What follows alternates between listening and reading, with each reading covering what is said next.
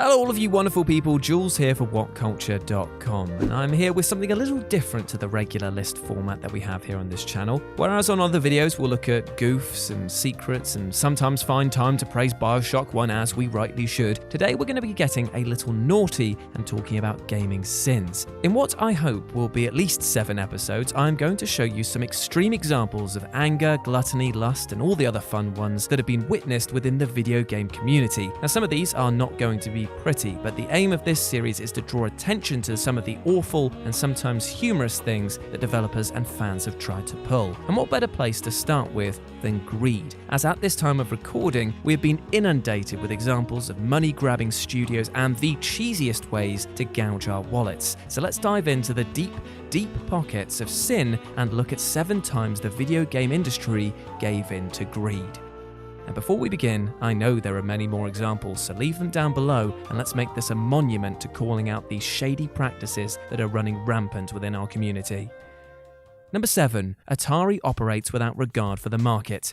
After reading countless stories from people who worked for or in partnership with Atari, there's one thing that seems to have been a unanimous thought amongst them, and that was that Atari seemed to have no clue what it was doing. It was like a coked up behemoth running rampant and unchecked across a video game market that had no idea of regulation or restraint, and for a while it seemed to thrive in this new Wild West, delivering massive hitting games whilst its Atari 2600 console became the best-selling unit on the market. Yet with their success came the desire for more, and soon they gave in to greed so badly that they became one of the root causes of the 1983 video game crash. Whilst you could point fingers in many directions as to the causes of the calamity, such as oversaturation, lack of publishing control, and the rise of third-party developers adding even more to the market, which in turn plunged the quality of those games released into the nether, there's nearly always a thread that draws back to Atari. After all, it was their greed that meant that Activision was birthed, having been formed of developers who were sick of not being paid royalties or given any form of credits on their games. And it was Atari who decided that it would be a brilliant idea to make more copies of a game than there were actual consoles to play it. The Atari 2600 version of Pac-Man was produced in excess of consoles on the market capable of playing it. Atari's reasoning was that the game was so popular in arcades that it would help shift another million consoles, which is the type of thinking that seems so utterly backward that it would have only ever been thought up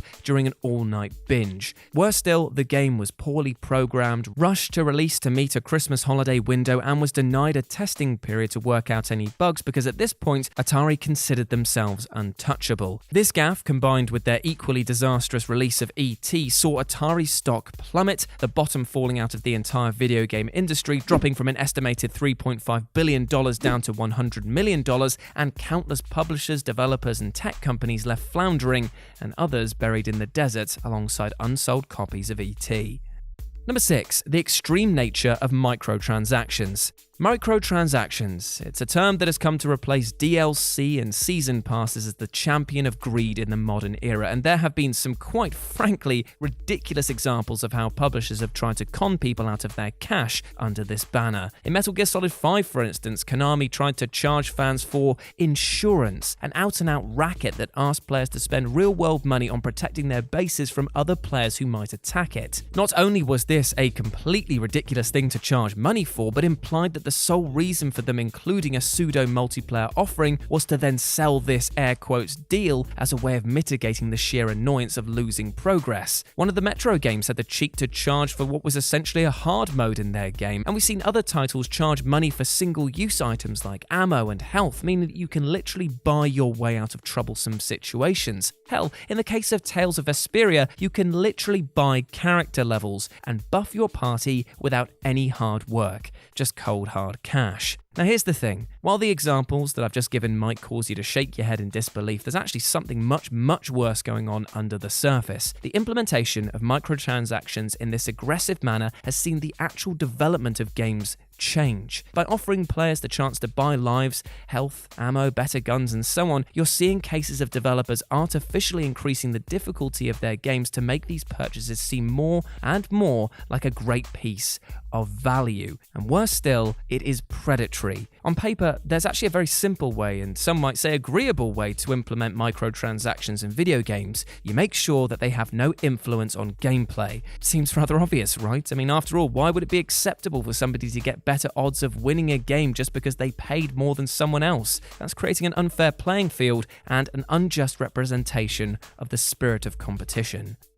Number 5. Implementing loot boxes after review periods. Now, the relationship between a video game review outlet and its publisher is a tenuous one at best. It's a symbiotic relationship that rarely sees either side saying truly positive things about the other. And things get stranger when some companies, for reasons only known to themselves, decide to offer review copies only the day of release or just a few days prior, often indicating that they just don't want the public to know about the game's potentially damaging critical reception. Yet this somewhat shady practice is entirely blown out of the water when games decide to adapt their approach to microtransactions after the review period has died down. Games like Call of Duty and the Crash Team Racing Remaster have both seen loot boxes added to their game's post-review window and have operated in a manner that betrays the original scores given to these games. It's unlikely that reviewers would have praised the game so highly if content and progression was as it came to be months after release, and it's a ploy that has been clearly motivated by greed. After all, the publisher has what it wants by then, the acclaim of the public and a healthy set of review scores to plaster over boxes and ads, and now it can get down to the business of making money. It's a move that causes rifts between reviewers and the community, as it's unlikely for the outlet to return to re-review the game in question, meaning that for all intents and purposes, the publisher gets away with this scheme. Number 4. The monetization of the annual release. There are certain franchises that have built themselves a legacy off the back of a yearly release model. You got your sports games, your WWE games and the like. But with these games increasingly taking a rather aggressive approach to monetization, we're now getting a rather huge problem. The approach to Ultimate Teams, to loot boxes, to upgrading your roster all come at a price, and it is one that is footed entirely by the consumer, as no matter how good your players or superstars are looking come the close of the year, that won't mean jack when the next game comes out and resets the standings. It's an exploitation by the developer to make sure that you are never able to beat the house, that you are always putting in money to do what is essentially the same thing again and again. It's a gameplay loop, but it's one that doesn't reward time. It rewards a period of time before the clock resets. And it's a problem that isn't going to go away, as we're entering into some sort of self-fulfilling prophecy of sorts. As these games make more and more money, the more that the license holders, such as FIFA's clubs, will ask for in exchange for likenesses, thereby increasing the amount of predatory practices we see in future games that are now, air quotes, required to keep the company's bottom line out of the red. This surely isn't sustainable in the long term, and we may end up seeing a collapse of these games' ability to offer likenesses, or we might even see a complete change in the model they provide. Either way, you can be sure that the customer isn't going to be the one that benefits. Number 3. Coin-grabbing difficulty.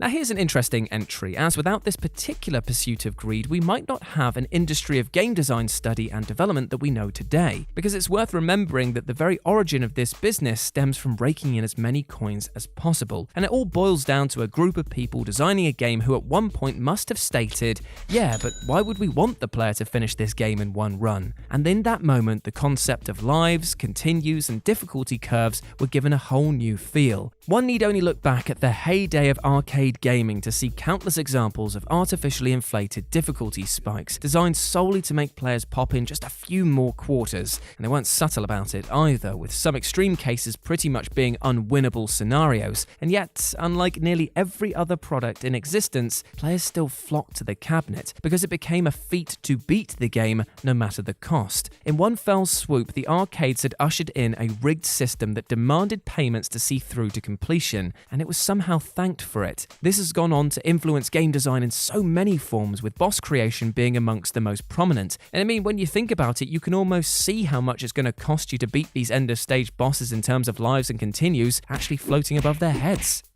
Number 2. The destruction of the second-hand market. If there's one thing that video game publishers hate, it's the concept of a sale that they don't get to see a penny of, hence why so many of them are so willing to extend their hatred towards the second-hand video game market, and will, in some extreme cases, go to great lengths to stop the public from passing on their games. We need only look at EA dumping a ton of online passes into their titles as an example of how they're looking to control the second-hand market. Without these passes, certain aspects of the game were locked off, and as they were one-use codes, would effectively render a copy worthless if moved on. This hit an absolute extreme when Kingdoms of Amalur, an entirely offline game, came bundled with an online pass that sought to give DLC that was clearly still on the disc. After this gambit died down, always online DRM features hit the market, games that required a constant online connection, which was an attempt by the publishers to once again curb the second-hand market under the guise of offering constantly updating titles. The public backlash against these games was huge and soon saw the feature